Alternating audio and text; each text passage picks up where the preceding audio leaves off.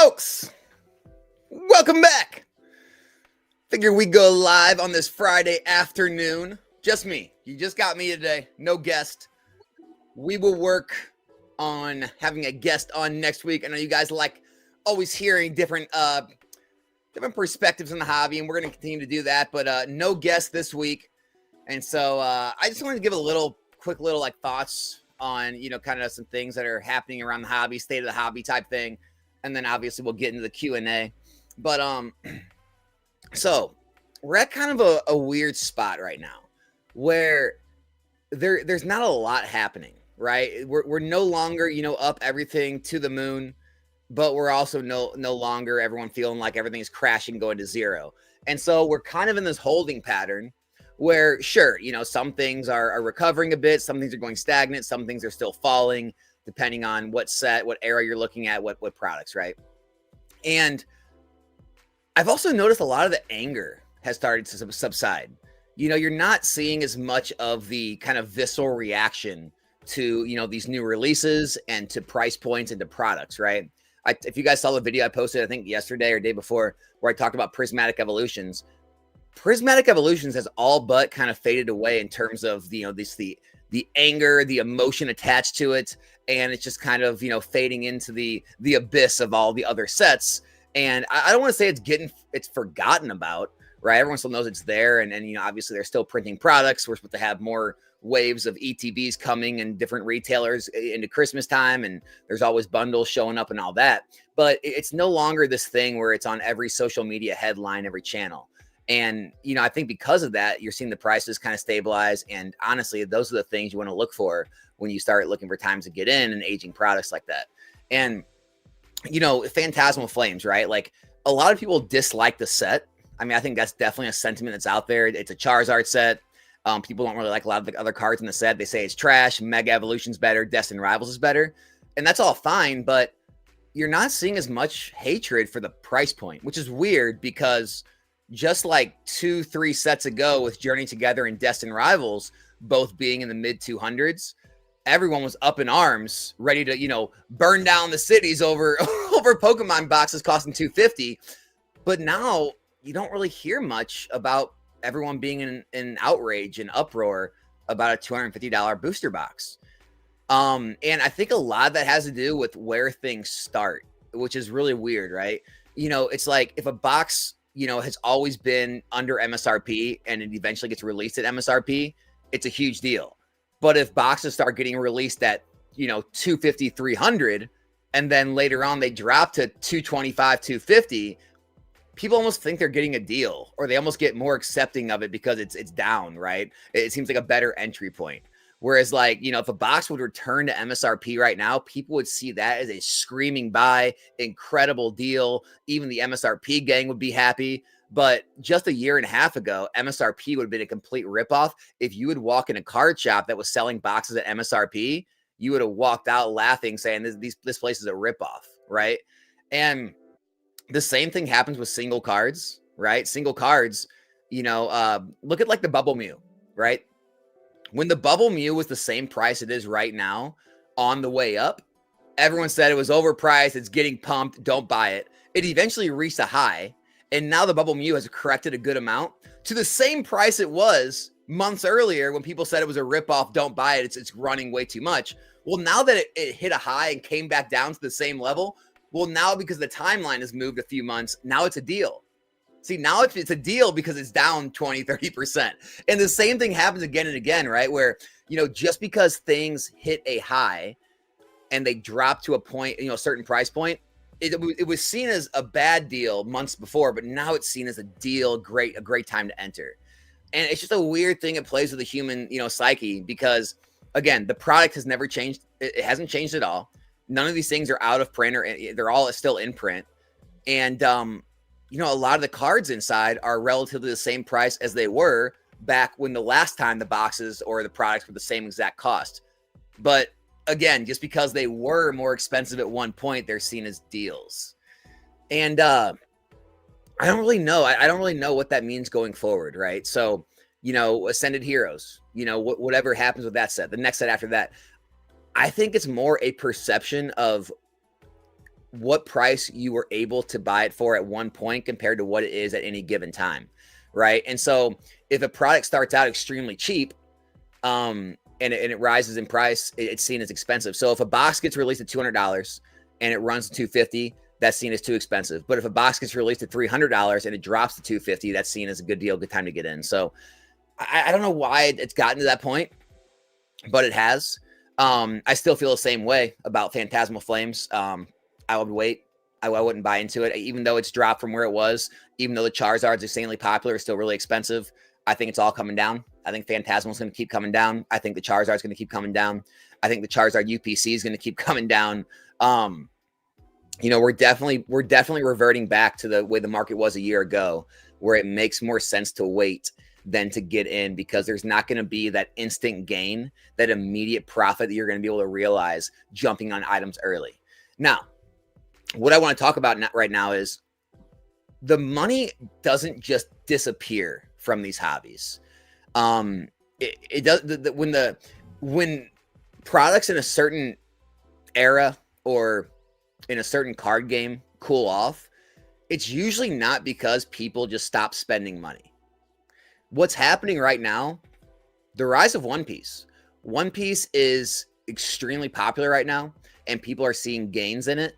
And so a lot of the people who, they kind of day trade these hobbies, or they try to at least, and they kind of just move around to whatever's popular, right? They were in Magic the Gathering when Final Fantasy collector boxes were big, but then, Spider-Man, it wasn't the same. So that, they were back into Pokemon. Now One Piece is big. They're moving to Pokemon. They'll move to something else after that, right?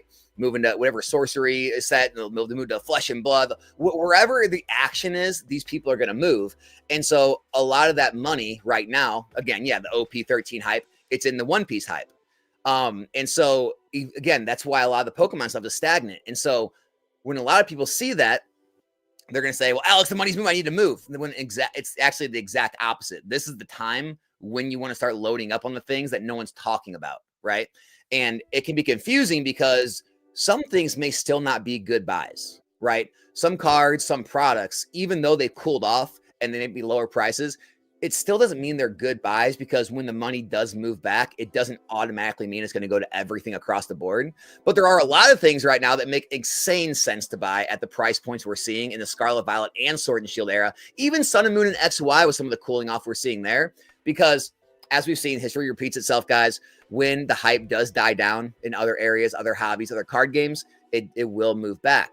I made a similar video about this back when, man, if you guys have been following the channel for a long time, you remember this. I got extreme hate when I was coming out against Japanese. And it was back a couple of years ago when the big waifu boom happened and Japanese products were going through the roof. Everyone was on board with Japanese. 151 was released, and man, I was called every name in the book, and even in my own Discords, about like just being a hater and not understanding the hobby and all this stuff. And you just don't get Japanese and all this, when I was telling people that this wasn't going to last, that it was, just like any other, mass hysteria boom type thing. And when things subsided, Japanese would still be around. It would still do good. But for the most part, English would still be superior, because it's it's the language that's more spoken throughout the world. It's more collected throughout the world based on print numbers. And it's what the majority of people outside in other countries are going to collect over a different language product, even though Japan's the original language, all that good stuff.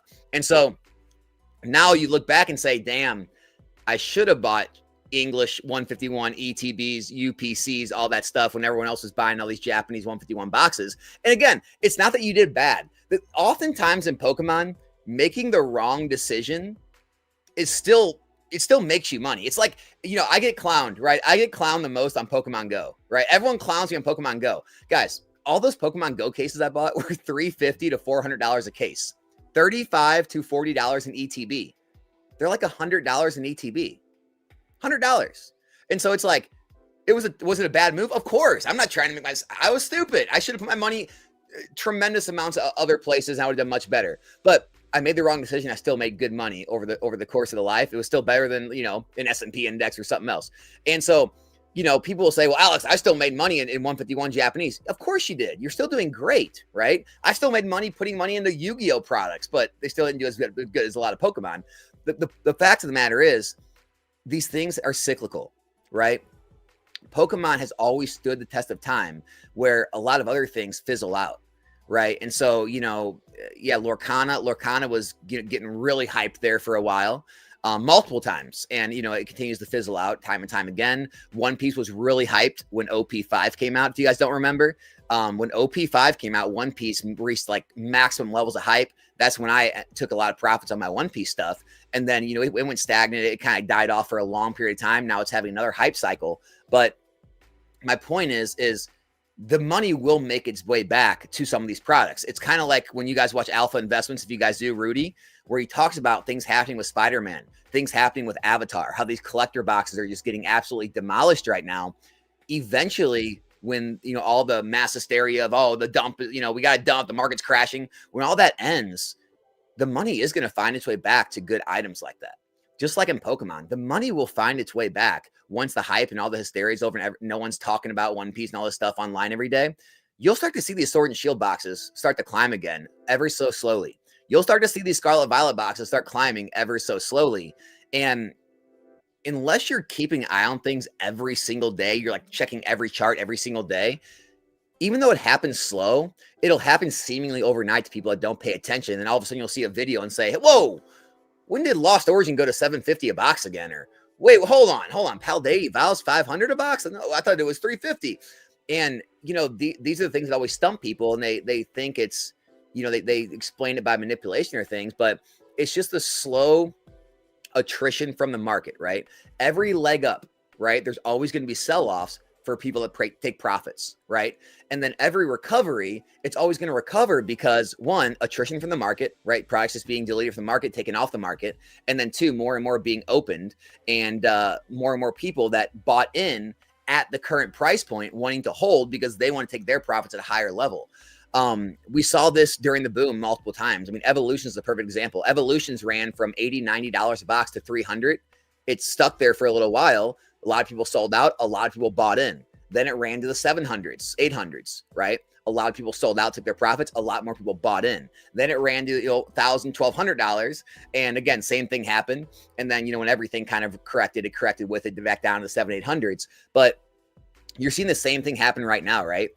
All of these boxes in Scarlet Violet, you have to remember, every one of them that is sold is also bought. And I don't think people always think about that. Every single box you see right now that says sold on TCG Player, sold on eBay, it's either being opened or it's being bought by another long-term collector or investor. And now that is their entry point. And now they are going to be holding that price, waiting for the next leg up to where if they're going to keep holding or take their profits. And that's just kind of the cycle of these markets, guys. And once all of the people are flushed out that want to sell at the current price points, well, then there's no one left that wants to sell. It'll start price competing up again, and the cycle continues. Now, the one thing I can't tell you is how long these cycles last, right? When it's going to happen, what products are going to move first, what price points they're going to get to. No one knows that. But I can tell you this is how the cycles of these hobbies work. And so, you can make a lot of money. You can make a lot of money following the trends, right? Getting ahead of this One Piece trend. Anyone that did, you're doing incredible. And I'm not even here to tell you, I'm not here to talk against like One Piece or Lorcana or any of these other card games saying they won't be around, long term or they won't do well. What I'm saying is the hype always fades. The hype always comes and goes, right? And so eventually when, the One Piece hype at the moment subsides a bit and, whatever a future set isn't as good or whatever things just kind of like stabilize, the money will go to something else, maybe in Pokemon, maybe in Magic, wherever it goes, where everything's getting hyped up again and all the money's going to want to move there, get shared over all the social medias, all the Discords. Everyone's got to pile in.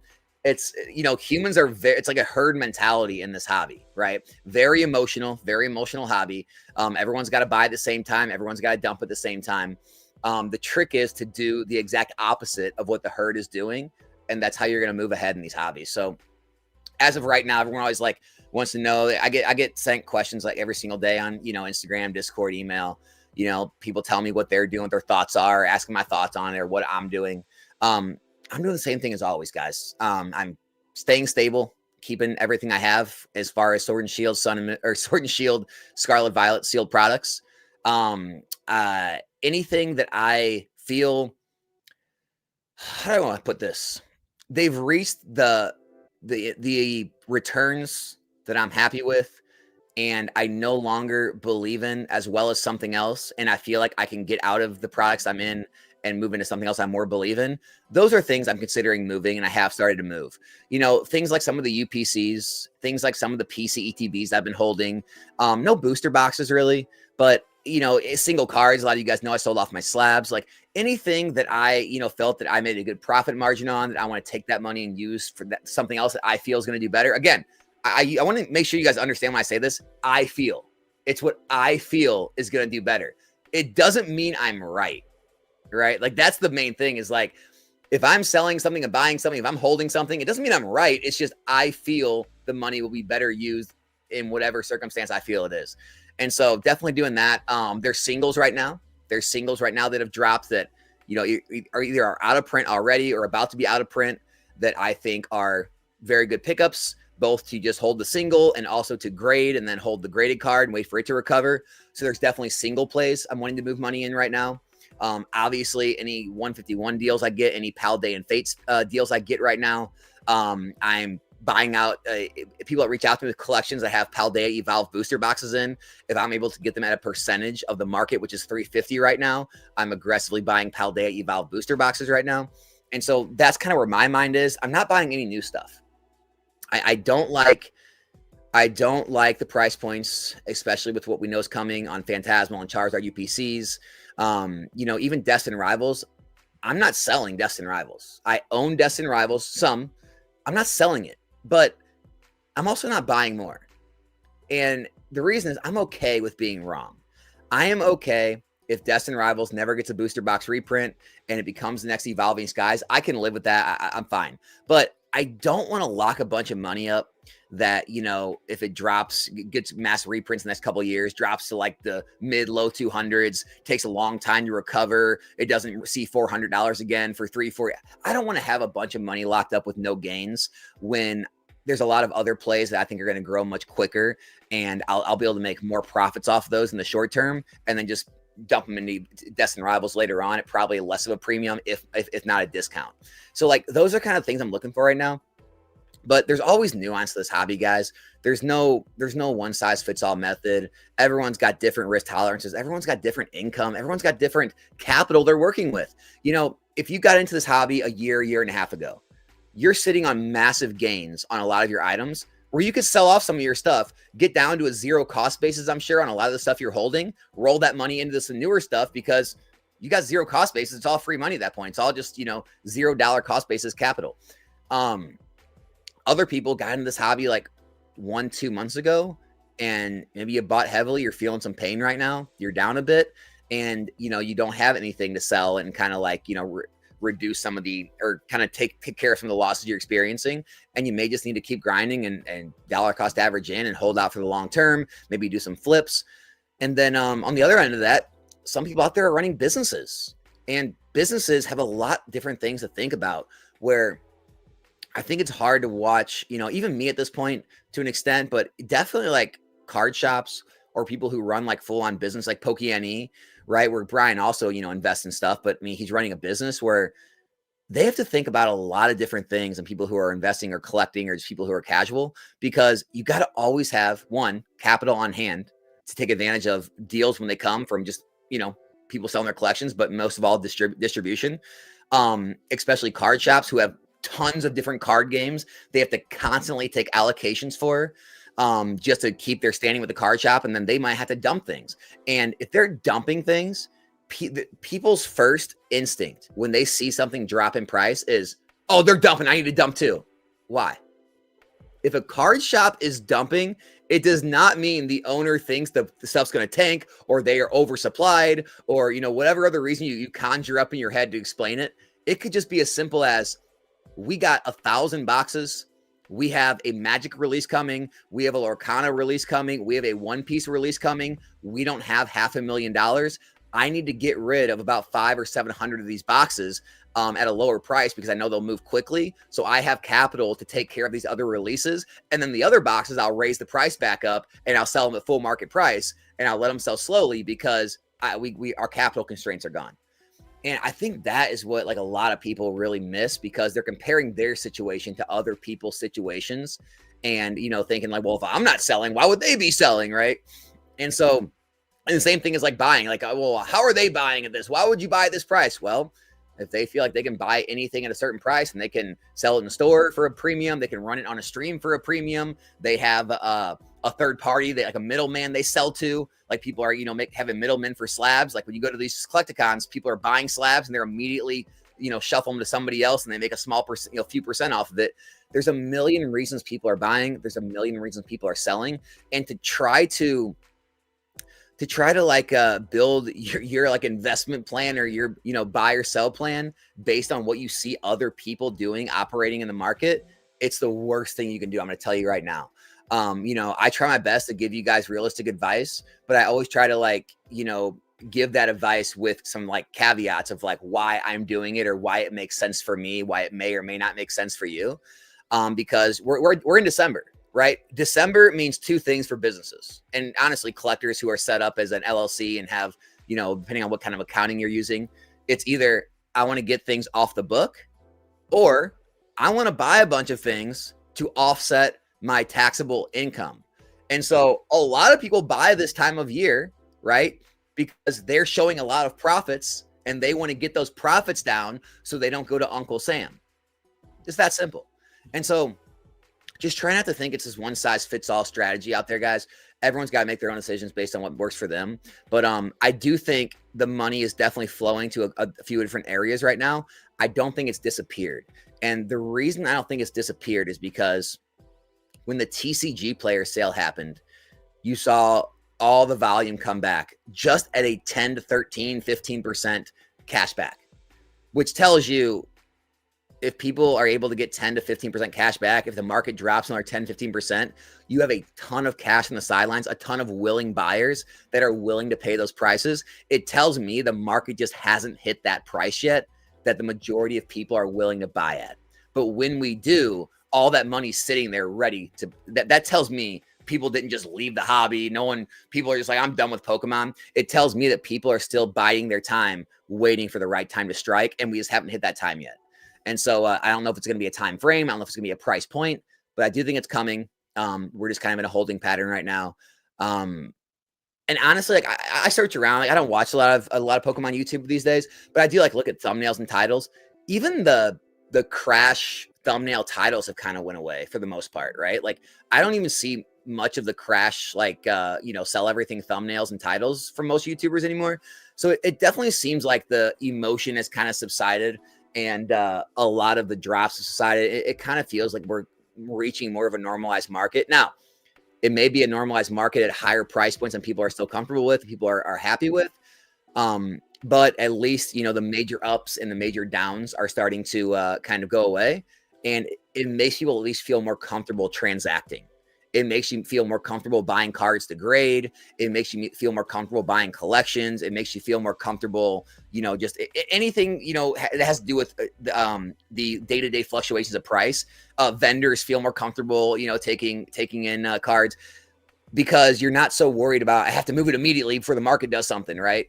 Or I have to buy, for the frenzy's gone. I have to buy right now because if I don't buy now, it's going to be more tomorrow. The frenzy's gone. The fear's gone. We're somewhere in the middle. And I like that.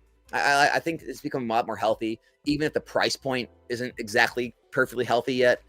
The sentiment is becoming more healthy, if that makes sense. So that's my thoughts on everything, guys. That is my state of the hobby right now. Let's get into the old Q&A. All right. Coolest Shive, what's up? Ebod, how's it going, my man? Starting your lunch with the stream. I like it. Angela, wish I could jump in it too, but I have a meeting with my divorce lawyer. Have fun. Aw, Angela, I'm sorry to hear you're going through that. I hope everything works out with minimal issues and arguments and things. Sorry to hear that. Flint Farms, what's up? 2-hour drive. Perfect timing, man. Perfect timing. Statement. We got statement. I just want to say that I appreciate you, man. I appreciate you taking the time, getting on here every day and putting something out. It keeps me grounded as an investor. Yo, I appreciate that, man. Thank you. Johnny, for real. Thanks for all the support, dude. By the way, everyone out there, which there has been there's been at least 30 to 40 of you, maybe even 50 at this point, that have sent me the screenshots of the YouTube Rewind that had me as their top watch channel in 2025. Guys, you guys are amazing. Honestly, that is enough to take care of like 10,000 hate comments and hate videos that I'm going to get over the next year. Just knowing there's that many of you out there that may not always comment or may remain silent, but you guys are there every day watching the videos. Man, I truly appreciate each and every one of you. Some of you guys sent me and I was like 0.1% of like your top viewer. A lot of you guys were 0.3, 0.5%. That's amazing, man. That's amazing.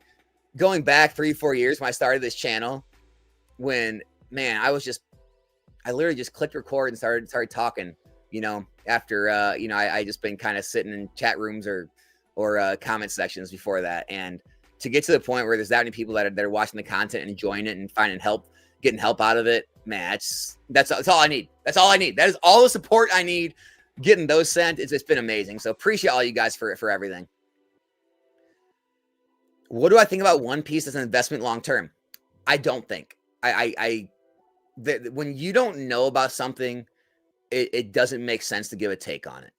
And I simply do not know enough about it to give any type of idea on how to allocate any funds to it. When I made my first One Piece video, I was one of the first, if not the first creator in the TCG space talking about investing in One Piece. And it was when Romance Dawn Blue Bottoms came out. And I said it was a brand new game. No one knew what it was going to do, but I said it was a very popular IP, and the card shop near me told me they were having a record number of players. And so I said, I'm just going to take a shot in the dark. I'm going to put these away. They're cheap. It makes sense. When OP5 came out and everything went to the moon, and my One Piece Blue Bottoms went from $120 a box that I think I bought them at to like $1,000 a box, and Paramount War went to $450 a box, and everything started skyrocketing. It no longer made sense to me to be in something that was that valuable that I knew nothing about. And so that was when I sold OP5. Obviously since then a lot more has risen, but overall, honestly, the money I used out of that, I still did better in Pokemon overall. Because some of the boxes aren't even, guys, Paramount War right now, it's not even as much as it was when I sold it. As crazy as that sounds. Some of the other sets too, OP3, 4, but I'm happy with what I did in One Piece. It's kind of like the old tried and true method. Don't invest in things you don't understand or don't know about. I don't understand it. I don't understand the appeal of the anime. I don't understand the appeal of the cards. And so it's not for me, but it doesn't mean it's not going to perform extremely well. It doesn't mean you're not going to do great as an investment. It doesn't mean you're not going to make tons of money. I'm just not the person to ask. Fair? Is that fair? And I'm not against it. I'm not against One Piece. I think there's opportunity there. Obviously, I think there's a lot of love there, a lot of love for the IP and the anime. I stick with Pokemon English because it's tried and true for me. I understand it the most, and I just got so much experience in it, seeing the market fluctuations that I feel I can play it most accurately, I guess. Here for the prismatic hype. Prismatic to the moon, baby. Prismatic to the moon. What's up, Bryce? Appreciate you, man. Hey, happy birthday, dude. Happy birthday. Good luck with all the festivities. You invest in Netflix now? I'm not. Well, I mean, I guess I'm invested in Netflix and funds that I'm in, but I'm not specifically invested in Netflix single stock, if that makes. But yeah, I mean, Netflix is in a lot of the major funds and indexes, so I'm sure I'm invested in Netflix like that. How will the market be affected with Probe Steam back? It won't be, especially with DC sports cards and sports card auctions getting those cheaper rates. I think sports card auctions 3%, DC sports cards is at 4%. So there's other auction houses that are now being held, I think, made better deals, I guess, with eBay. And so they're going to be competing with Probe Steam. So there's multiple options to get low percentages on your consignments. It can only help the market, right? It can only help. Anytime you have more liquidity on the market for lower fees, I think it always helps. It increases sales, and it just increases buying pressure because buyers can actually get things. It's not always cheaper, right? But you can actually end up getting things cheaper and the seller actually make more money because the fees are lower. So I think it's good for everybody. Good for everybody. More platforms, more competition is always good. More competition is always good. I'm not going to get into the whole, did they or did they not shill bid? I know, I know Dan's watching this Catch 'em All collectibles. He's making a stand, man. Dan is making a stand. He's going to aggressively try to make sure he avoids them, sends the other ones. He's going to, I'm not, I really, and I don't want to say I don't care because I do care about like if people get shill bid and, manipulated out of their items and things. I guess I don't care enough to really dig into it and make a big stink about it. Um, I don't. It's not my place. I guess not my place. Will Ascended Heroes have God packs? Well, judging by the fact the Japanese version does, Mega Dream, judging by the fact that Black Bolt, White Flare, and Prismatic Evolutions did, I would guess yes. I'm just gonna go ahead and guess they're gonna have God packs. I have no knowledge of it. I'm just gonna guess, just by historical data that we've seen now in the past couple sets.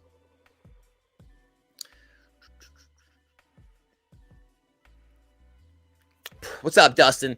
Price shock is over. People accepting the new norm. Some left hobby. Others have adjusted their expectations. For sure. For sure. What's your opinion on PSA right now and the power pack stuff with GameStop is pushing? Rattle just made a video about PSA buying 9 slabs, bumping their grades to 10s, and selling them in their vault. I did see that. I didn't see Rattle's video. I saw a TikTok clip about that. And it's funny because me and my friend that I work with, we talked about this a while ago. It's kind of like, you can always see things when you're in like that kind of mindset. And now we said this a long time ago, like what's to stop PSA from grading something a 9, telling you it's a 9, sending you an offer, you accept the offer, they crack it, put a 10 label on there, and boom, now they just printed money. It's literal printing money, right? They could buy a clean 9, they could take a clean 9, and it could be a vintage card, right? They could crack a gold star, put a 10 in there, same cert number. Oh, we got a 10, or even a new cert number, right? And so it's just like, I don't know, man. It's getting very intertwined to the point it could be dangerous. My opinion on all this is everything is alleged. I know nothing.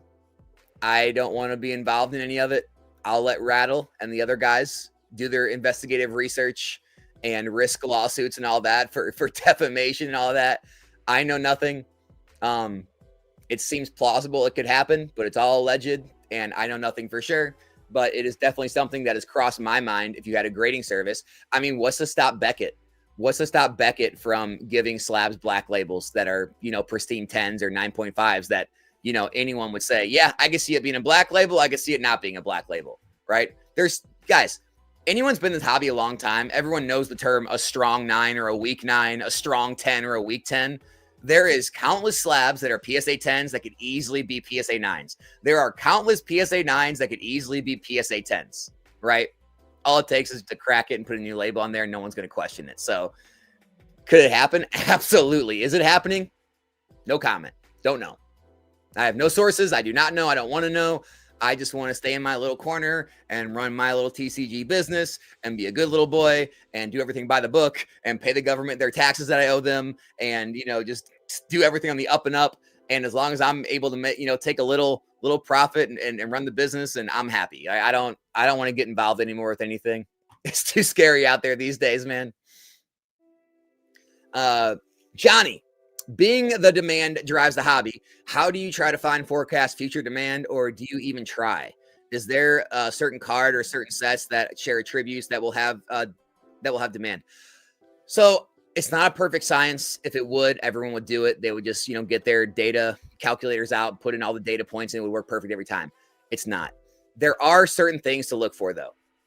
So one being the overall value of the set. So you can find this by going to something like PokéData, and it'll let you know every card in the set all added up. It'll give you the total set value. The total set value is one data point. Again, none of these are taken alone.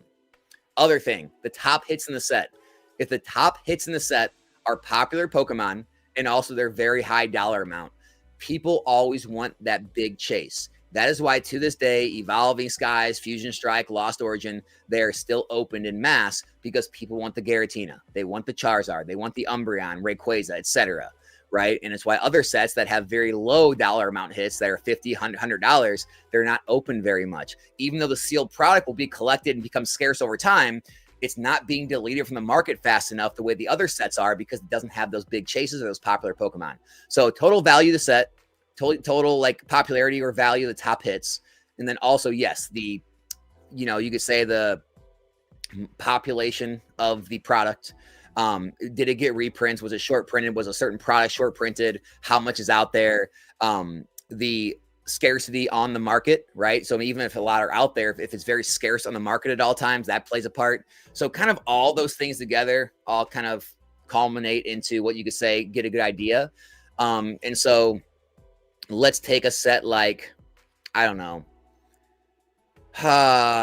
what's right now? I used Shrouded Fable the other day as an example.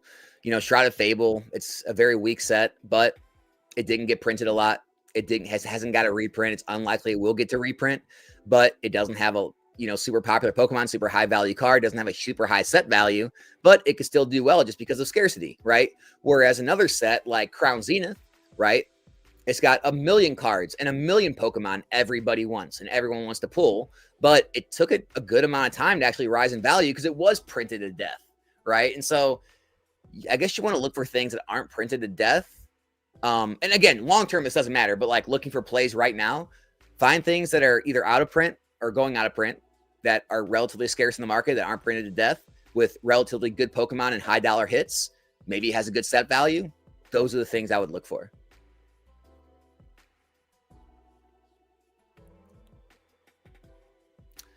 My reason for the market cooling off changes every 3 days. I don't know about every 3 days, but yeah, we get new data. There's new things that present themselves every day, every week, every month. And so you have to constantly be changing. And this is what I tried to explain to people through the boom and why I got attacked so hard on social media is that I say this all the time. I've been in the hobby 10 years. Okay. What worked in 2016 no longer worked in 2022. What worked in 2022 no longer works in 2025. What works in 2026, 2027, you have to constantly shift the way that you approach things, shift your understanding of price points, shift your understanding of liquidity, shift your mindset on what you think is a good and bad investment. Pokemon shifts the way they print all the time, right? In XY, they didn't reprint ETBs ever until very late, like evolutions. But then you get to Sun and Moon, all they want to do is reprint, Sun and Moon and XY were kind of like that. Didn't reprint a lot of ETBs. It was all booster box reprints. We get to Sword and Shield, they want to start reprinting ETBs, just all ETBs everywhere, and booster boxes got reprinted less. Now Scarlet Violet, they don't even reprint booster boxes. They reprint collection boxes and bundles and ETBs. And so it's like, if Pokemon's always changing things, and then the market's always changing and evolving, you have to always be evolving the way that you think about it, or you're going to get left behind and you're not going to be as effective moving forward. If you stay stuck in this mindset that, Alex, I don't care, I've been here for 2 years, I remember when a booster box was $80, I'm not buying until it's $80 again. All right, that's fine. You may just never get involved in Pokemon again. It's fine, right? You'll never lose. You'll just never win again. And, it's why people that did so well when they, got off the I'm going to wait bandwagon and they started jumping in all through from Surging Sparks all the way up till now, right? Because everyone that said, I'm not going to buy Surging Sparks at MSRP, it's too high. Well, it's never went back to MSRP. Everyone that said, I'm not going to buy Destined Rivals at 230, 240 at release, it's too high. Well, now they're up 40, whatever percent, right? And so, things change. That's all I got to say about it. Things change. People that got stuck in the whole low pop mindset, all my friends that are, really big vintage lovers, vintage collectors, investors who got stuck in the mindset that anything in the couple thousand pop report or higher, that's high pop. There's no way something that common can ever be worth money. Well, again, vintage is doing very well. I'm happy for everyone, but they get very angry when modern cards like Moonbryon or Umbreon EX or Charizard 151 pop off because the populations are high. What they're forgetting is, don't you know how Pokemon up the amount they printed every single year? They were printing like a few billion cards 5 years ago. Now they're printing like tens of billions. Well, what do you think happened? Why they're doing that? Because the popularity and the people in the hobby increased by that much. Don't you think they're gonna need more cards to go to all these collectors? And so when you think about it in a way of, well, there are tens of millions of people across the globe that want this card, and there's only 10, 20,000 in existence. It's not as bad as back in 2016 when barely anyone mainstream was even into Pokemon at that point. There was no big YouTube channels at that point. Of course, the populations at 300-400 were all we could support because that was all the people that wanted them. And so, yeah, you have to always be changing your mindset. Always evolving. Now, of course, if we get all political with it, that would be people saying you're flip-flopping. You're flip-flopping. But you're not flip-flopping. You should always be looking to expand your knowledge.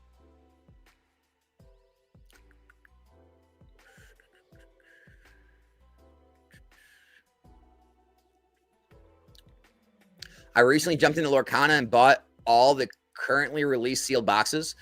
Still do Pokemon, but appreciate the slower drip of Lorcana versus Pokemon. Hey, man, if that's what you believe in, you go for it. I'm not here to tell you you're going to be wrong. You know, I'm not here to say that. Maybe you're right. You know, you just got to go with what you understand, what you believe. One thing I will say about Lorcana, which I don't like, and this has nothing to do with your own personal political views, but Disney does seem to insert themselves into politics. And they really, do the whole, woke, non-woke stuff. I like how Pokemon has never inserted themselves really into politics, right? There's never that question. There's never that argument of like left versus right going on. I don't like that because it alienates parts of audiences. It's like Michael Jordan said, like back in the day in an interview where he got asked about like his political views or something. He said, Republicans and Democrats both buy shoes or something. That's how I want a company I'm investing in behaving. I don't want a company I'm investing in playing one side or the other because it alienates half of an audience. So that's the only issue I see with Lorcana and Disney. It could be a danger to them if they kind of go off the rails with that stuff. So be careful with that, I would say.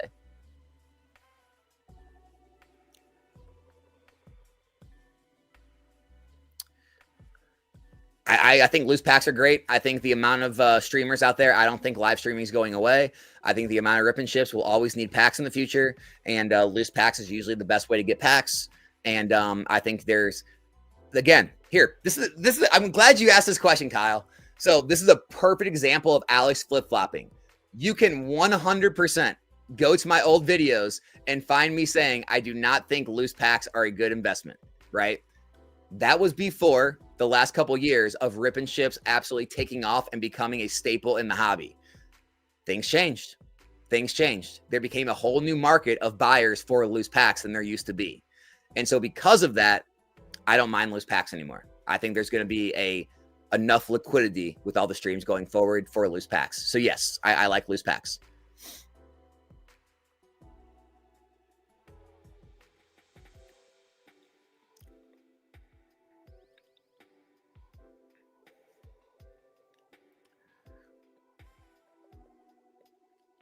Is it a good time to sell Sword and Shield high-end PSA 10s and put the money into Scarlet Violet booster boxes, in your opinion? So that's what I did, but that was a little while ago now. The market has continued to drop pretty significantly. We're getting to the point now. I mean, I'll be honest with you, Corey.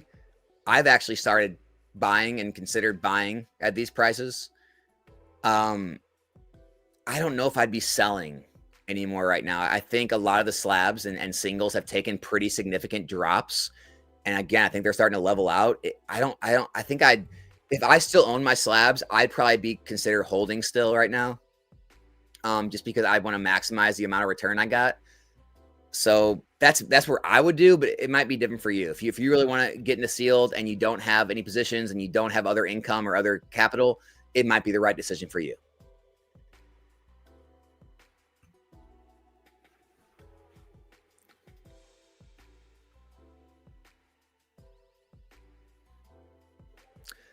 How are you adjusting your rip and ship if you're not buying new stuff? Oh, I'm still buying. No, I'm still buying every new set for my rip and ship. I'm just saying for investing. Like I'm not putting large amounts of I'm not putting like 10, 20 plus cases away as an investment. But I'm still buying inventory, right?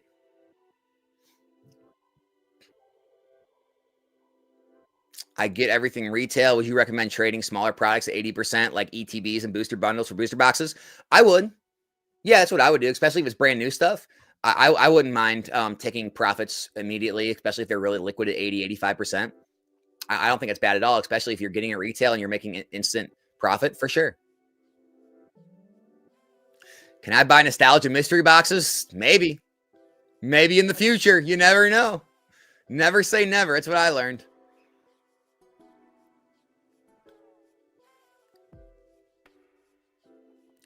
Alex, good idea to buy lots of near mint cheap cards on TCG Player to grade as an investment. My concern is that sell lots of badly centered cards.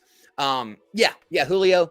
So basically the best way if you're gonna do this is, and it doesn't always work, it takes a lot of research, a lot of searching, but to target cards that have an arbitrage opportunity, what arbitrage is being able to buy it on one platform and sell it on another platform for a margin or at least a break even. And so what I'll do a lot of times is if I'm doing that and I notice like a card on TCG or eBay is selling for like $20, but on the other platform it's selling for like 25 for whatever reason, that's just where the markets are. You're basically getting a free look, right?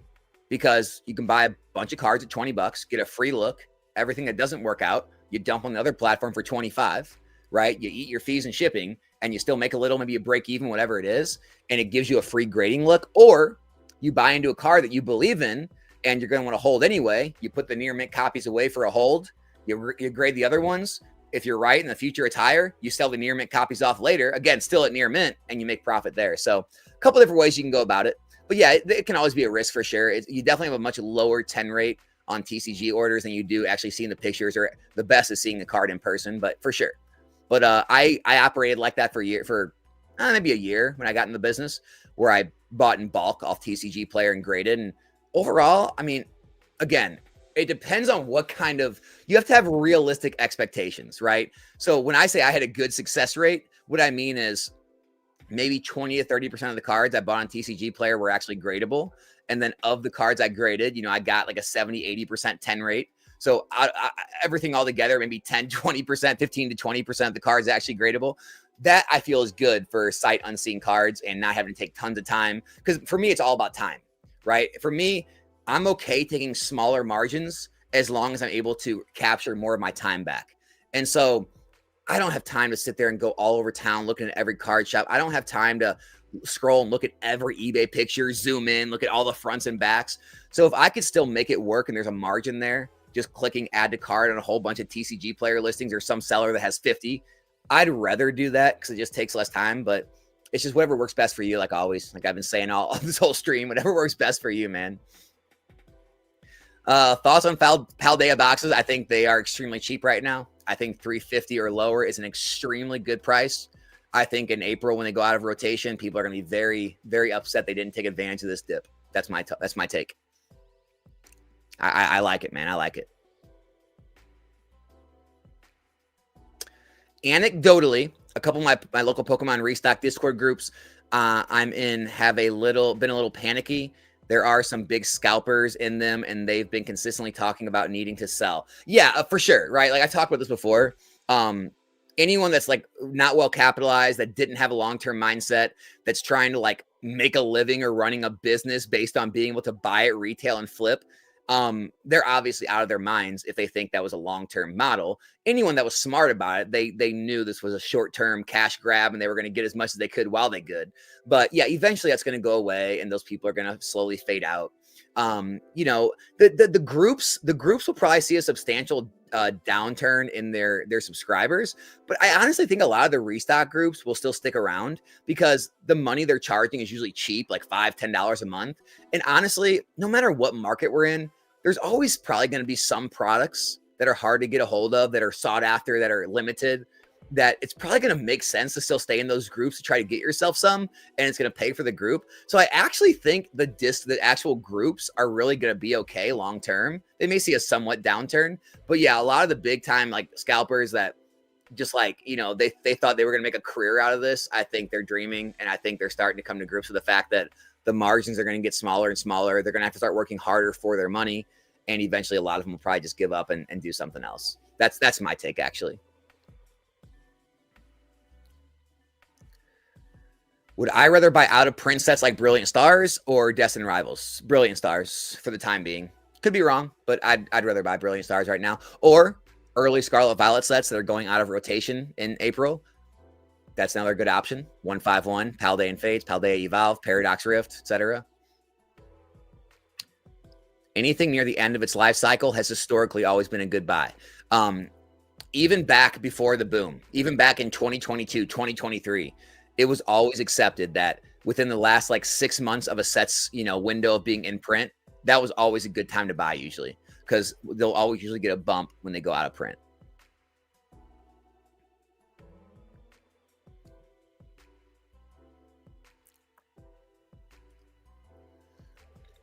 If this is a downturn, my God, people don't know how good they have it. I mean, it's definitely a downturn, dude. Like your average player is a guy that's been around for a long time. Your average player remembers the days of, the $80, $90 boxes. But dude, a 20-30% downturn, that's definitely a downturn. Any more than 30%, you're getting into like crash territory, right? So yeah, man, I think you do have to consider it a downturn for sure.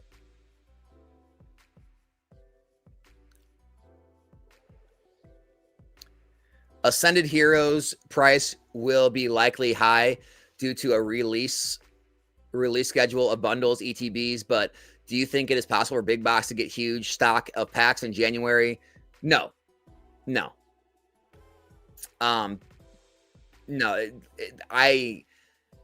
doubt they will have a good amount in January. I think Ascended Heroes is going to start extremely high, $15, $20 a pack. Not kidding. And I think it's going to just come down every single month after that as we get more and more products. I would not invest in this set at release, anywhere near release. Let all the waves continue to hit. You'll have a better buying opportunity. But no, I do not think we're going to have a ton of packs at release, and I think it is going to be extremely high. That's my take.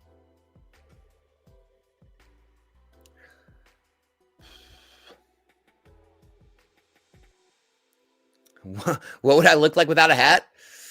Just like with the hat without it on. You just can't buy stuff to reduce profit. Profit of an inventory item isn't realized until that item is sold. You can say that for anything, right? Obviously, it's all unrealized gains. Same thing with your 401k. Same thing with gold. Same thing with crypto. It's all unrealized. It's all the same.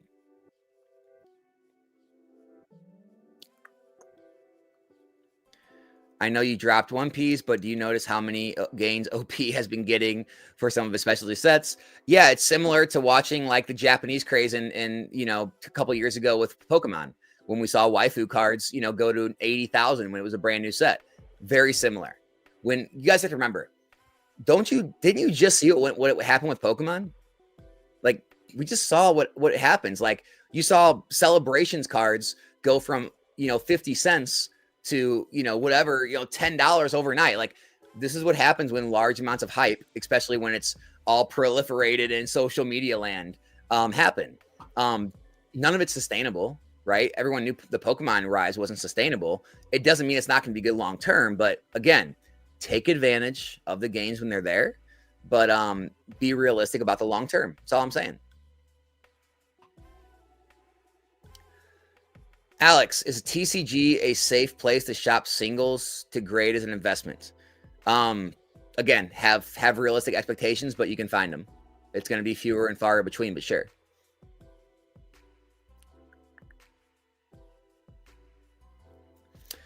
I'm not sure if I agree with the sentiment. Has gotten a lot much better, at least locally to me. People aren't happy with prices. There have been people trying to sell ME1 for $225 and can't move it still. Yeah, I don't know. I mean, well, ME1, what is that? Like ME1's down to like 240, 250 a box, right? So yeah, they're trying to get over 90%.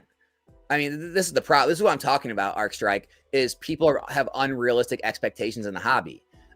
You can't expect to get 95% for your items if you're selling off a major platform, right? If major platform prices are on eBay, TCG Player are one price, you're going to expect, unless you're vending somewhere, you're going to expect to sell that or trade that at a discount. That's how the hobby's always ran.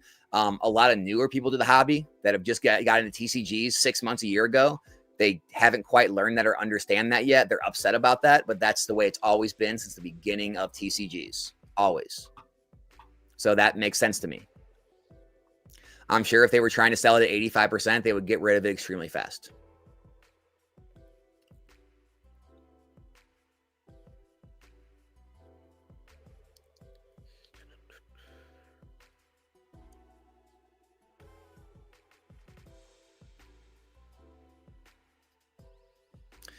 Again, same thing as One Piece. I love Dragon Ball Z, love Dragon Ball, whole universe. I don't know enough about the cards to have a take on it, but I appreciate the question.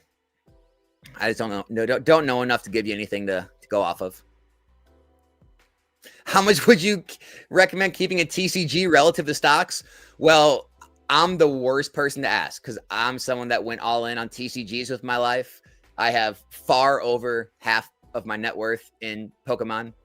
And it's worked out extremely well for me, but I would never tell anyone to take on that. I'm also someone who's been a serial entrepreneur my whole life, right? I've had multiple businesses. I've always went all in with no plan B. And if it doesn't work out, I'll just try something else. So like my risk tolerance is probably higher than most people's, where I don't really crave stability or like routine or steadiness. I crave freedom more than anything. And so I'm willing to take on more risk. For someone that is much, less risk tolerant, it might not be smart to do that. So one thing I do hate, though, I do hate when people try to give their opinion and they say like, you shouldn't have more than 5% or you shouldn't have, dude, it's like, dude, shut up. You cannot tell everyone what they should have, right? You should have this many stocks, this much crypto, this much real estate, this much precious metal, this much collectible. It's just like, dude, some of the most wealthy people in the world did not diversify at all. At all. Elon Musk does not invest in any stocks. The only stocks he owns are the companies that he built, and then he got shares because he took them public. He said that publicly. Marcus Lemonis, right? He said it multiple times publicly. He does not invest in stocks. He does not invest in any. He literally invests in companies. He just buys companies and has equity in companies that pay him, right? You can look at Warren Buffett. Warren Buffett has famously said it's stupid to diversify unless you don't know what you're doing. Grant Cardone talks about not diversifying. He's all in on real estate. All kinds of wealthy people are either all in on their business or all in on whatever they do, right? And so this idea of diversification and all this stuff, it's made for people that have very low risk tolerances, that crave stability, that don't mind slow growth, and have already signed up saying, I am going to work for 40 to 50 years of my life and let my wealth grow slowly, and I'll eventually have wealth. If you don't crave that lifestyle, you're probably going to want to do something different than the whole thing you hear all the time. Have a very small percentage of your net worth in these things. It's like, well, that may work if you want to be, just whatever you want to be, but no one that's became really successful does that. No one. Now, a lot of people become successful and rich, they diversify when they already have wealth, because diversification, when you have wealth, makes sense because it protects your wealth. But if you don't have anything, what are you diversifying for? You don't have anything worth diversifying. And so it's dumb to diversify when you don't even have anything to protect. It doesn't make sense. It just doesn't make sense.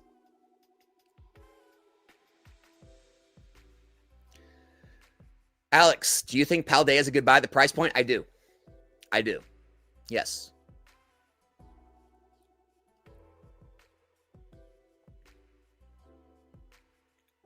Alex, appreciate the content and slowly going the business, but I'm starting to run into issues tracking my inventory. What type of software do you use? Nothing, man. It's all done on spreadsheets. We take inventory once a month. I'm not I'm not the best person to talk to you about technology. Me and technology, we don't get along. We don't mesh well. We actually fight each other. It's amazing that I even have a YouTube channel or have a website. Um, I am very technological, whatever. Like, I don't even know what the word is. Retarded. I don't know.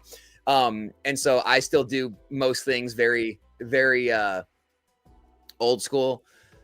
And so, yeah, everything I run is just based on inventory sheets, keeping up with that. So,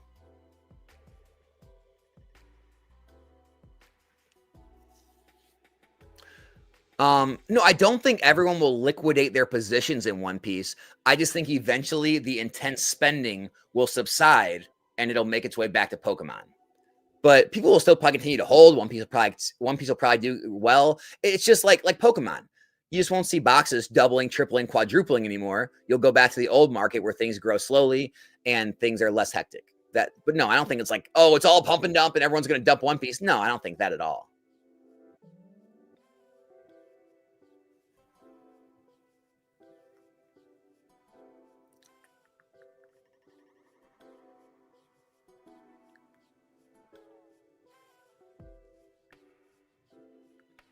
How has Greninja held its price so well for almost 2 years with a net negative hype and being from mid-set? I don't know if Greninja has a negative hype. I think everyone was really down on Twilight when it came out because they didn't like the masks and stuff. But then they realized the Greninja was so awesome. And I think Greninja's always been popular and sought after. I think the set, you're right. The set's definitely a mid-set. But I don't know. I think it's just one card can carry a set, guys. One card can carry a set. When you look at like Silver Tempest, yeah, you have the Rayquaza VMAX too, but it's basically the Lugia that carries the set, right?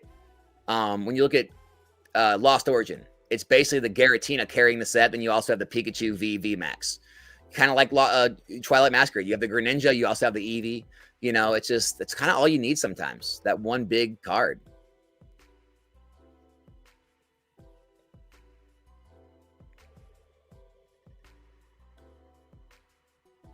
Question: will you continue to buy from Probstein? Yeah, the price makes sense. Sure. Like I said, I'm not on the whole like bandwagon thing. I just if it makes sense for me, and it's a legitimate product, and there's nothing wrong with it, and I can buy at a price point where I can buy it and sell it and make more money on it, or I can put it away at a good investment price, I'm fine with it. I don't care who it's from.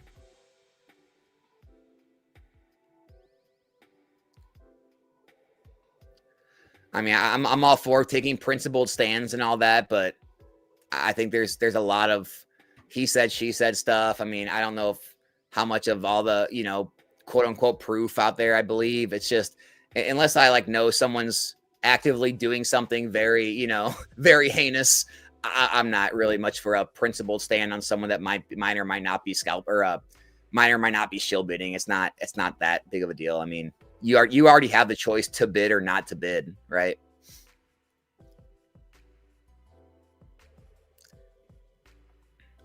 Oh, the leak tons of information thing. Yeah, I mean that's a software issue. I mean, I'm not gonna, again, me being someone that knows nothing about software and anything, it's hard for me to hold that against the guy. I mean, yeah, it's his fault. He should have had it better protected. But I mean, look, giant companies leak information all the time. Are we going to start banding together and not shopping from any company out there? Right? If a cell phone, let's say Verizon leaks, are we going to like all stop using Verizon? If your local grocery store, which happened to us, our local grocery store got hacked, they leaked information. Do we stop shopping from that grocery store? It's like when you start breaking things down, it just doesn't make as much sense to me, I guess.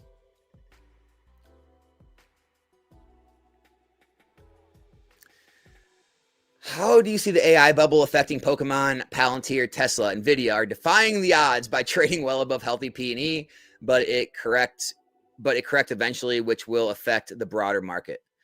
Yeah, I think we're due for a pullback. I do. I think a lot of these things have the problem with the market now, more than ever before. I think retail trading, and I think even obviously the computer trading And even I would say a lot of the funds are paying attention to a lot of the social media, and they're getting on hype, and they're getting behind things they want to. I just think there's a lot more of kind of populism that's affecting price of certain stocks. It's like anyone that gets on these bandwagons, or almost like these tribes, and get behind these companies, it almost creates more of a trade more than an investment. Whereas people are just looking to be a part of something, and they believe in the mission, and so they're not worried about all the fundamentals behind something. They just believe in what the future could hold. And I think a lot of stuff in the market right now has run beyond where it should have. And so it would make sense to see a correction. I agree. But we've seen a lot of corrections in the regular market that haven't affected collectibles simultaneously. Honestly, crypto has been more attached to the TCG and collectible markets than the actual stock market has been. Yes, I did a video on the Kabuto King. I've seen that story. It's crazy. It's crazy, man.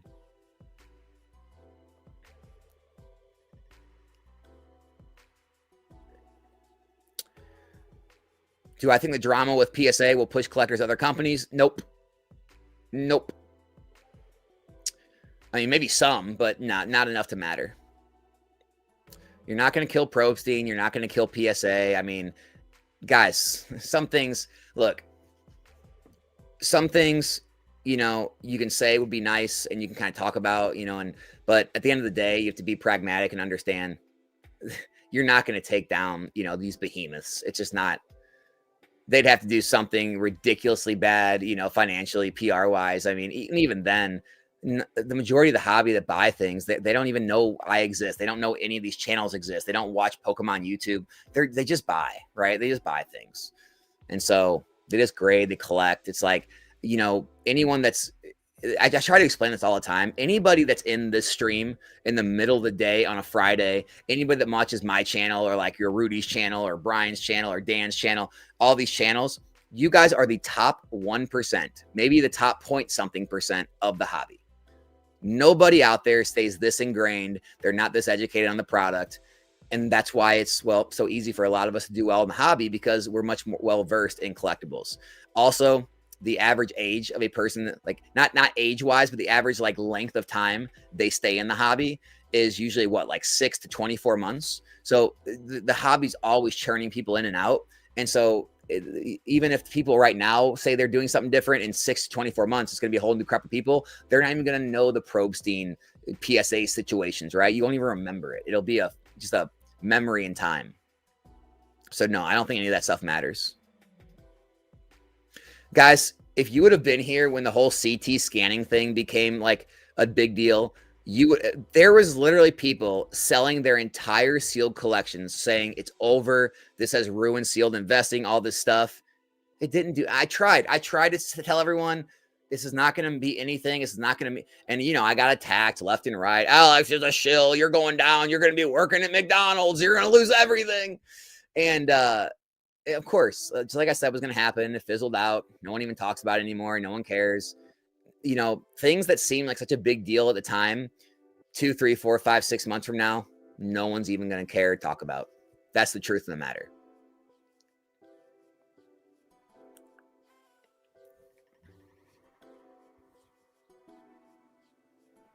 How do I decide on what slabs to sell off and invest?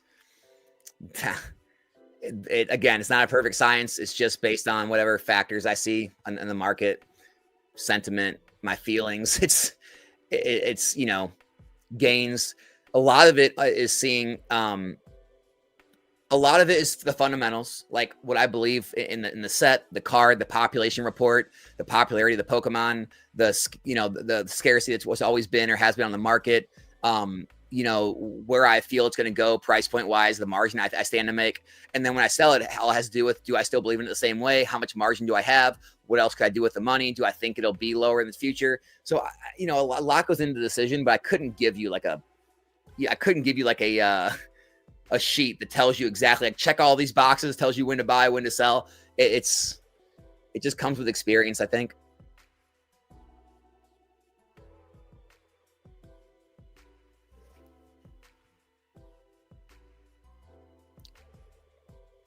Why is Ascended Heroes so hyped?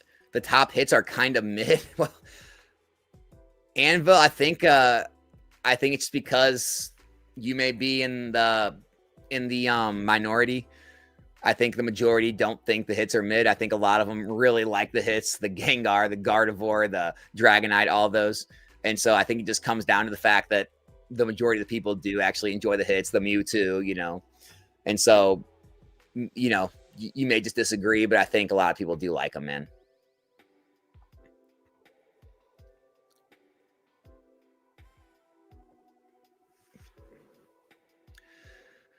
Why is Pokemon much more reliable than sports cars? Pikachu can't get a DUI. There's that. There's the fact that, Pokemon don't age out and get forgotten, in the years with like new generations. It's the fact that Pokemon is a game, so the cards actually have value there. It's not just a chase. It's the fact that, the hit rates, they don't, Pokemon doesn't play like the all or nothing type game. They don't have a card that's worth like 20 grand and then everything else is basically like near worthless. So there's a lot more middle ground so that the prices of things are cheaper. There's a lot of different reasons, man. It's got a whole IP built behind it. It's not, it brings in people that like the games, like the show, like the cards, like to play the game, like to collect, or sports cards. You got to be the sports fan, I mean, maybe you're a gambler, collector, or whatever, but I think it's just got a broader audience worldwide, like baseball, like outside of America. Well, baseball is a bad example. Football, American football. Outside of America, football's not that followed, right? Whereas like outside of America or Japan, everyone still knows and loves Pokemon. So I think it just has a broader reach than a lot of the sports do.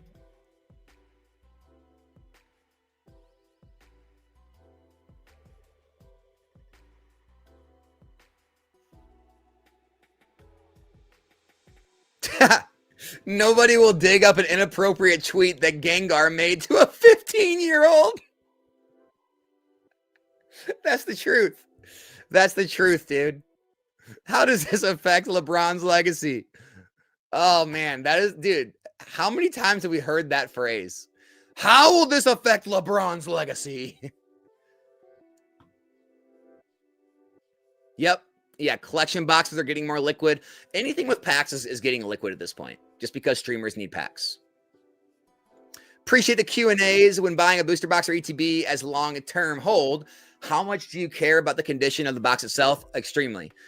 Curious how much I should consider it when purchasing? Extreme amount. Because here's the thing. The discount that you can find something at now is not worth the discount at what you're going to sell it for later, right?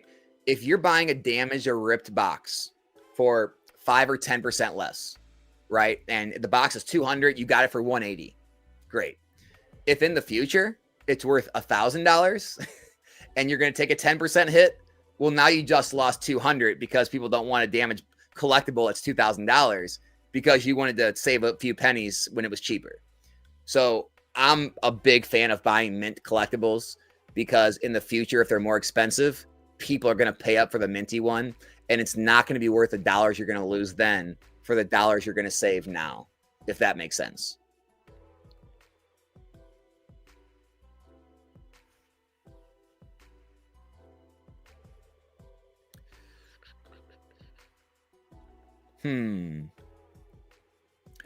Personal finance question. 20 in the Marine Corps. Thank you for your service. And I have $9 grand in emergency fund, 6,000 invested in Pokemon. I plan on maxing out Roth IRA. Is 9K a good emergency fund? Well, again, I'm not a financial advisor, so I can't like legally give you any advice. But I will say, agreed upon by most every financial advisor out there, they like to see 3 to 6 months of your bills in an emergency fund. So if your bills are somewhere between 2 to 3 grand a month, I think you're safe. That's what I would say. If you're in the Marine Corps, are you living on the barracks? Do you have much expenses at all? That number may change, may not need that much. Yeah, I would just, 3 to 6 months of living expenses in an emergency fund is usually what most people would recommend. Not me, because I'm not a financial advisor, but that's what I've heard.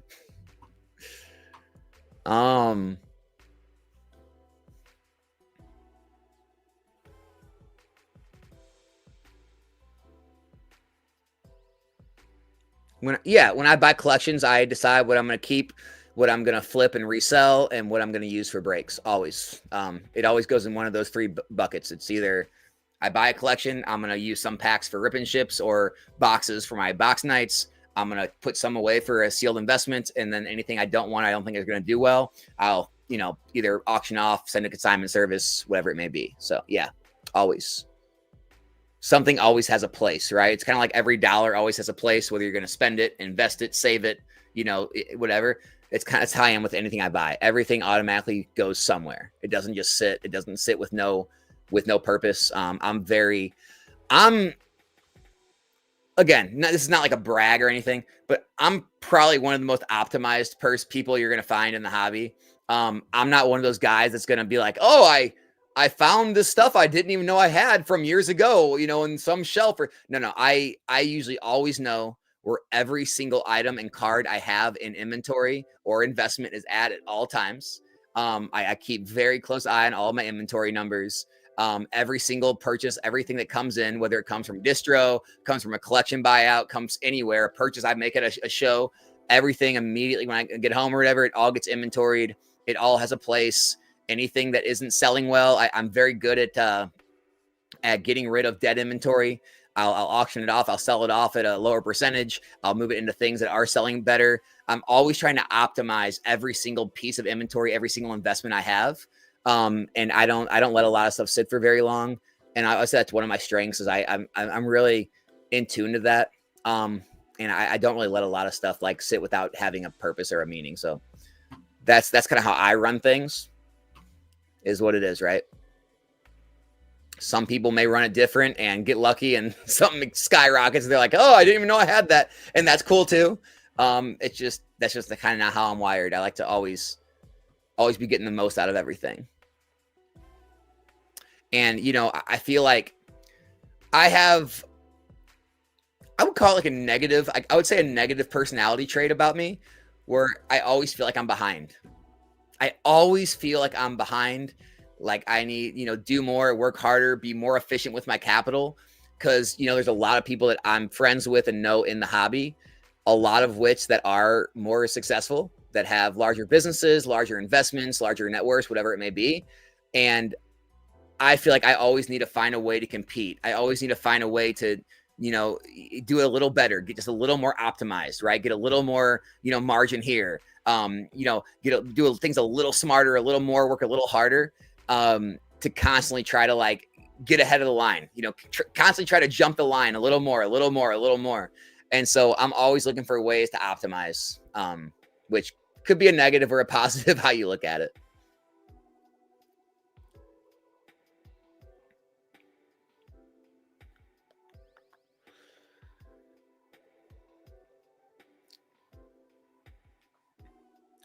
How do I change the fund that my top contributions are going to?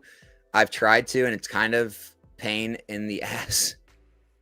I wouldn't be able to tell you, man. Sorry, dude.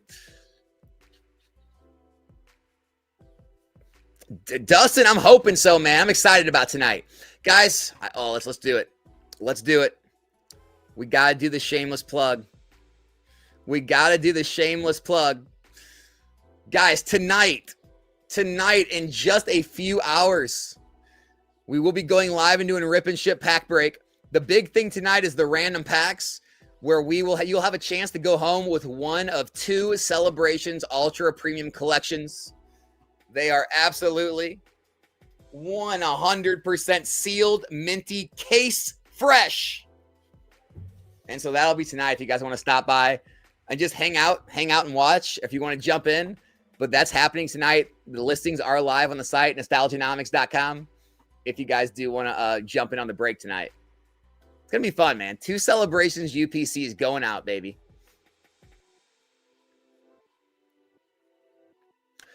Why do you think Pokemon reigns king when the estimated value per pack versus the price is much lower than other TCGs? Do you think there is a correlation? I think it's just popularity, man. I think it's just they have the, they're the number one IP in the world. They have the brand that reaches worldwide. They have so many customers that want it. Are there any good plays in the market? All over. Always a play. There's always a bull market somewhere, as Jim Cramer would say.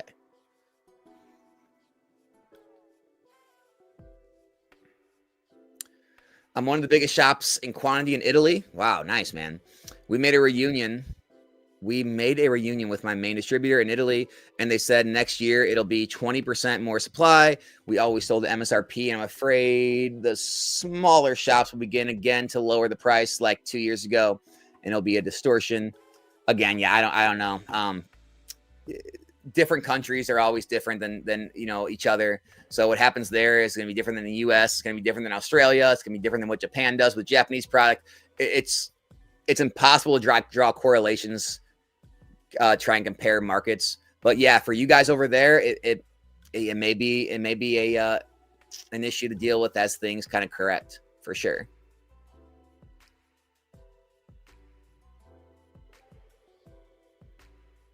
Are they reprinting ESD Oxes? Any day now, baby. Trust me, bro. Confirmed. Confirmed by my distributor.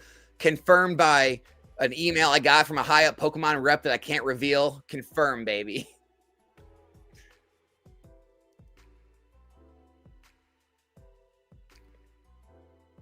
Yeah, I definitely see an uptick in 151 in April when it does go out of rotation. Absolutely. Yeah, I mean, for sure. Like, and this is the problem. Like, I probably don't talk to the average person much in my videos. And I think that could be a problem because, yeah, here's the thing. I don't think the average person is investing in Pokemon cards. So there's that. And then I don't know if an average person would be watching my videos wanting to learn how to optimize like their business or their investment in cardboard. I think the average person, judging by the statistics, at least in America, right? An average person, makes 50 to 60 grand a year. And, they go work their job 40 hours a week, maybe they don't have a hobby outside of that. They come home, they cook dinner. Maybe they have a wife or a husband or kids, and maybe they watch a couple TV shows, they go to bed. Yeah. I don't think the average person does a whole lot outside of just, work and take care of their home or, other things they have to do. And yeah, they probably just have a certain amount of money going to their 401k and they don't think about it. And they work, 30, 40 years and they retire eventually. And yeah, I 100% agree. There's diversification probably makes sense for those people. For anyone, that is really, kind of laser focused on, wanting to get ahead and do more. I think diversification when you're young, at least, makes actually much less sense. I think diversification makes much more sense when you have a lot higher net worth and you're wanting to protect it more than when you're trying to grow it.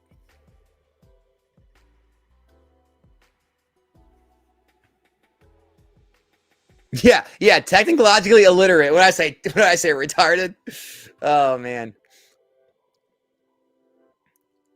You know what I got that from? Watching the Steve Will Do It podcast with Logan Paul. Dude, he kept saying that. And I don't know. It's stuck in my mind because I was like cracking up so much. That's probably where I had that stuck in my head from.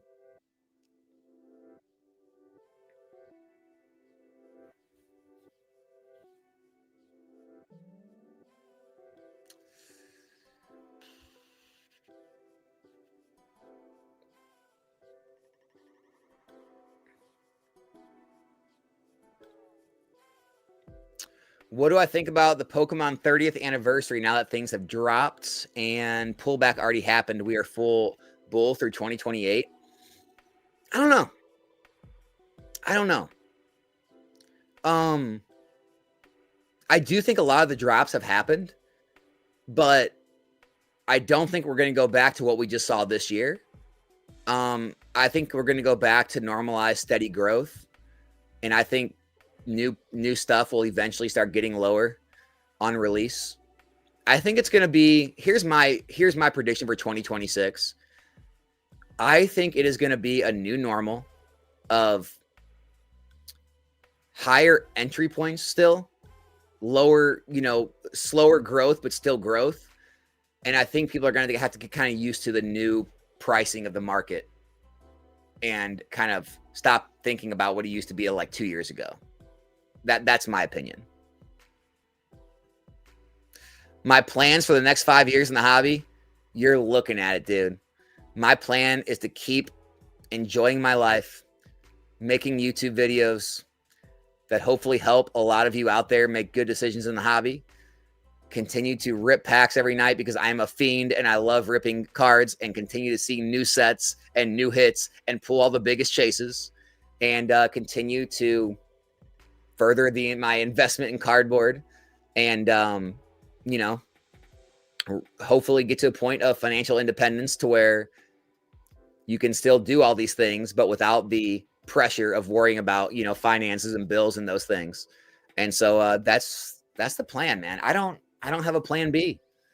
This is it. You're looking at it. And if everything falls apart, then I'll figure something else out then. That's the way I've went through life my entire life. And it's worked out, you know.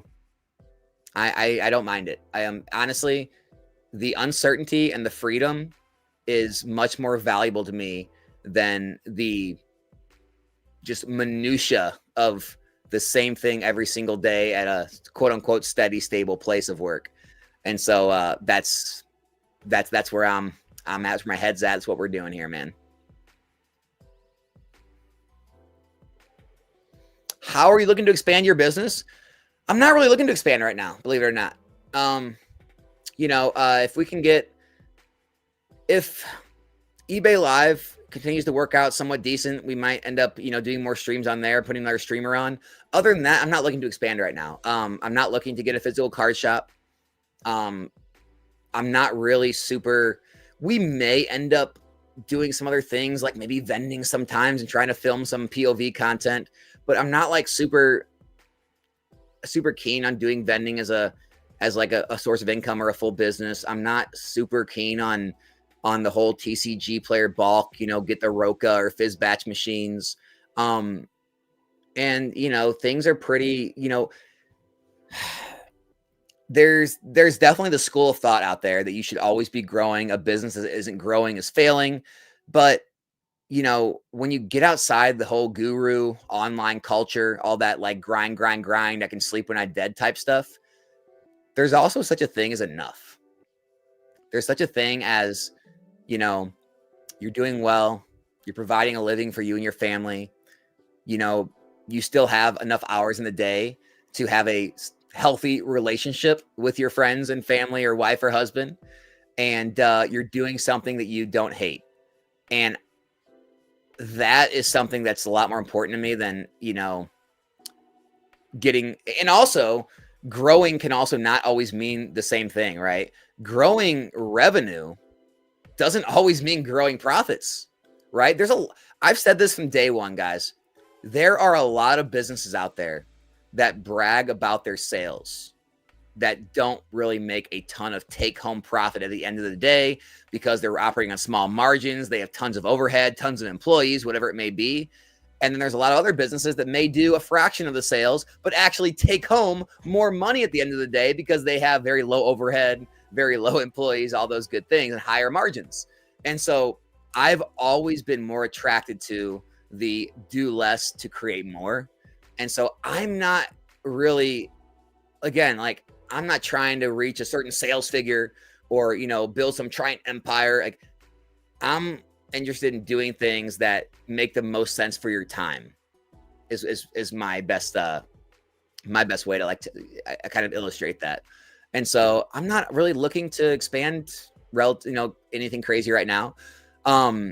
If we get to a point where distribution is starting to open up and I'm starting to actually get into more distributors, I can get more allocations and I can start a different business model, then we'll start to, you know, get there. But like right now, I'm just kind of letting things happen. I'm biding my time and I'm waiting for opportunities to open up. And when they develop, I'll go at those opportunities full force, head on. But right now, it just doesn't. I've looked around. I've done a lot of different research. There's not a lot out there, in my opinion, that makes sense for the time, energy, and risk involved. And so I'm just not doing them. I'm just not doing other things.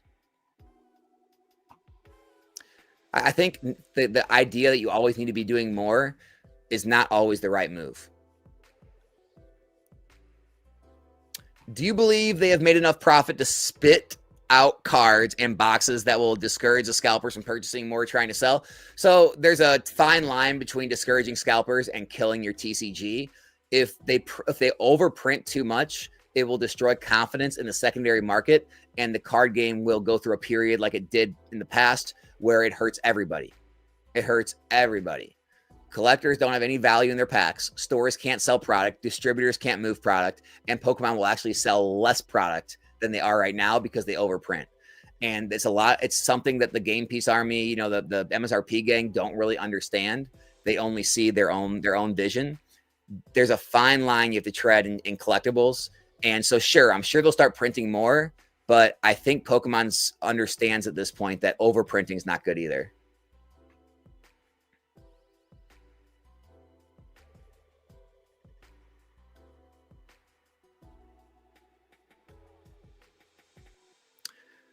Alex, what do you think about people buying Paldean Fates premium collector boxes that got released at Walmart? Great. Yeah, I mean, those are great price point, great holds. Awesome. Yeah. Awesome buys.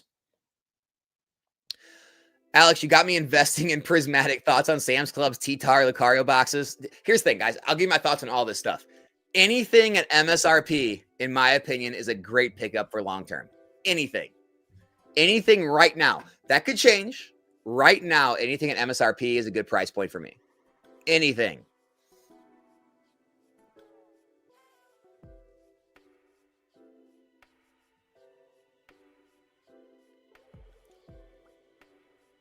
A lot of times there's not a lot of difference. It seems like they're starting to put God packs in the specialty sets. That's a difference, but there's not a lot of difference. It's just, yeah, one's a specialty set, one's not in an ETB or not in a booster box.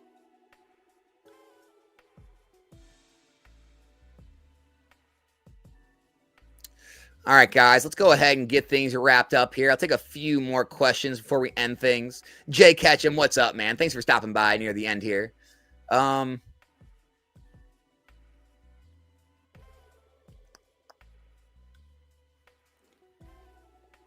All right, question. I have 7 Destin Rivals booster boxes. 3 of them have small slits in the top from when you open a case. Yeah. Would you keep all of them? So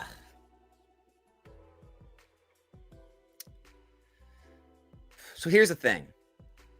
When I was asked this question earlier, if I were to buy, I would not buy a product that was damaged. I would just buy I would pay a little extra and buy one that isn't damaged.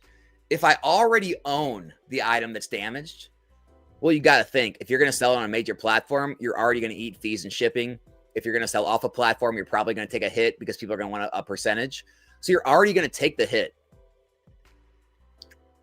If I already owned it, I'd consider keeping it. If you can get out of it for a good price point and put it into, you could always consider doing that too. Take the profits. Hopefully, maybe hold, wait and see if it comes down and you can get back in at a cheaper price and kind of come out ahead. With Destin Rivals, I'd probably do the same thing. As long as you still have other position, for me personally, I would probably take some profits, get rid of the damaged ones, keep the money on the sidelines, and hopefully catch a Destin Rivals restock, reprint in the future, and be able to get in a better price point with some clean boxes. That's probably what I would do. I am not sponsored by Under Armour, not yet. We're working on it. We are working on it.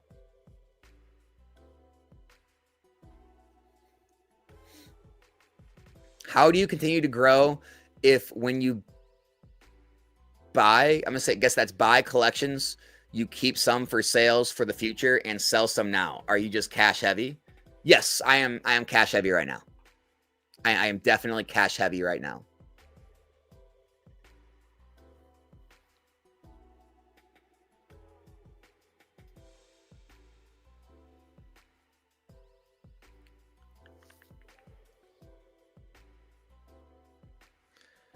You mentioned you optimize what you hold. Are you picky when it comes to what you invest?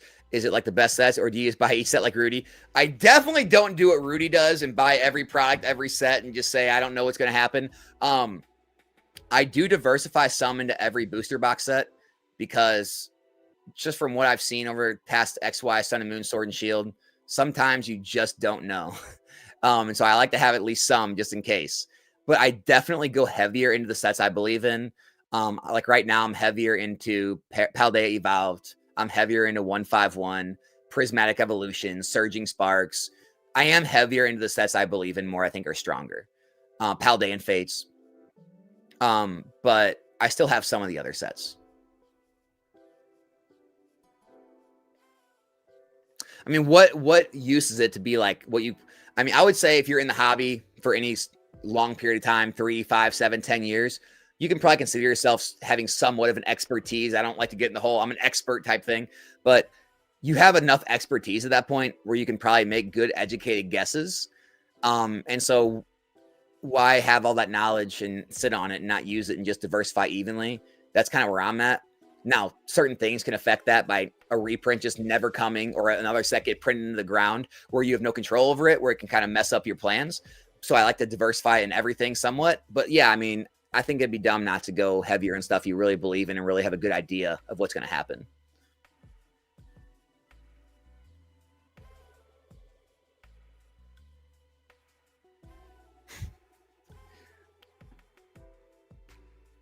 Would you say graded plays are smart for starting off, or is it something you'd wait to do if you actually have a good collection? I mean, here's the thing. Grading is great. It's definitely the number one way in the hobby, I think, to kind of create value out of nothing, right? Putting it in plastic and sending in mint cards creates crazy amounts of value. But the only issue right now is the wait. As long as you're okay with the long waits and you're not trying to do something overnight, I think you're fine. You know, send them in now. You'll probably have them back in a few months. But yeah, grading's always been good. I still grade to this day. When I went full time in the hobby, I was basically just mass grading. That was how I was making a living. That on YouTube a little bit, but yeah, I like that. Yes, vending is not for big bucks. It's for content creation. I 100% agree with this. Every big content creator vendor I've talked to has said the same thing. The main sauce is it's the content. Do I think the artist thing will be a future? Yeah, artist thing, it was always around, right? People have collected artists for forever in Pokemon. This Shinji Kanda thing is just far above that. It's reached a new peak. I don't know if there's going to be other things like that, but yeah, there's going to be certain artists that are always collected and they're always going to, probably sell at somewhat of a premium. But yeah, I don't know if another Shinji Kanda thing is going to come around in our lifetime. Well, never mind. In our lifetime, I'm sure. In the near future, I don't know.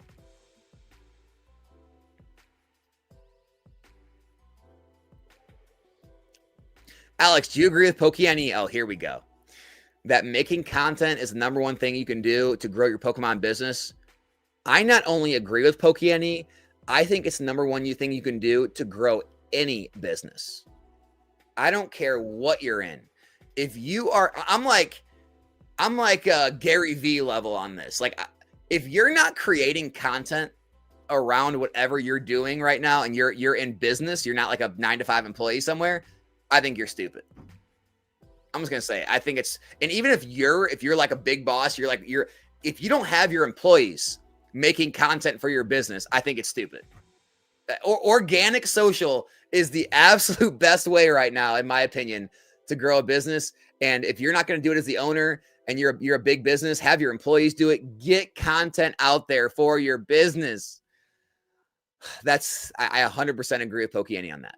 100%.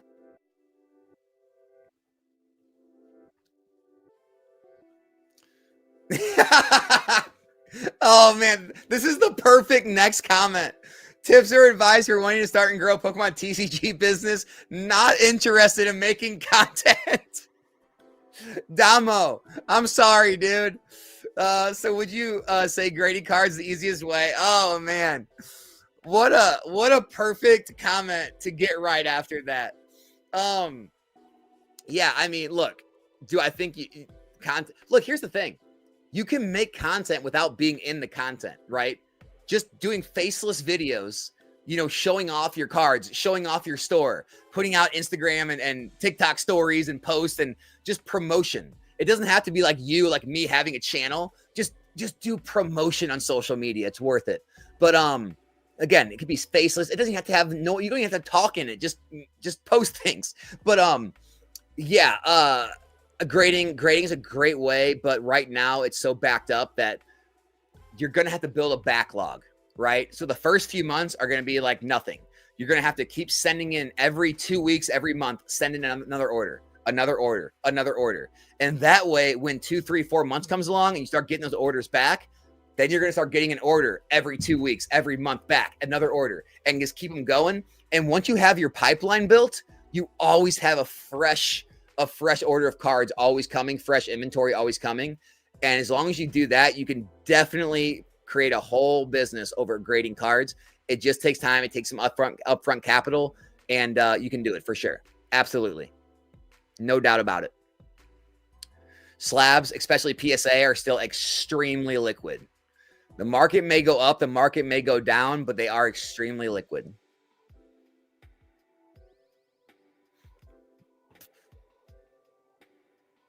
I do want to say that too. Whenever I say liquid, people always like give me pushback on that. Liquid at the right price. I don't mean you can list them at what you saw some buy it now sell for because you searched through eBay and you saw one big listing. Liquid as in what all the normal buy it nows and auctions have been going for. List around that price. You know, you can throw it at auction with a consignment service. You can list it with a little bit of an ad rate on eBay. It's gonna sell. It's gonna sell. And you're going to get near full market price, whatever the market price is. It may not be the old market price. It's going to be the new market price, but you'll get around market price right now. I like booster bundle displays. I think booster bundle displays for specialty sets are a great item. Yes. And yeah, 151 Paldean Fates, great sets going out of rotation soon. I like it. I like it. I don't think you need to get booster boxes over those. I think those are both good ideas too.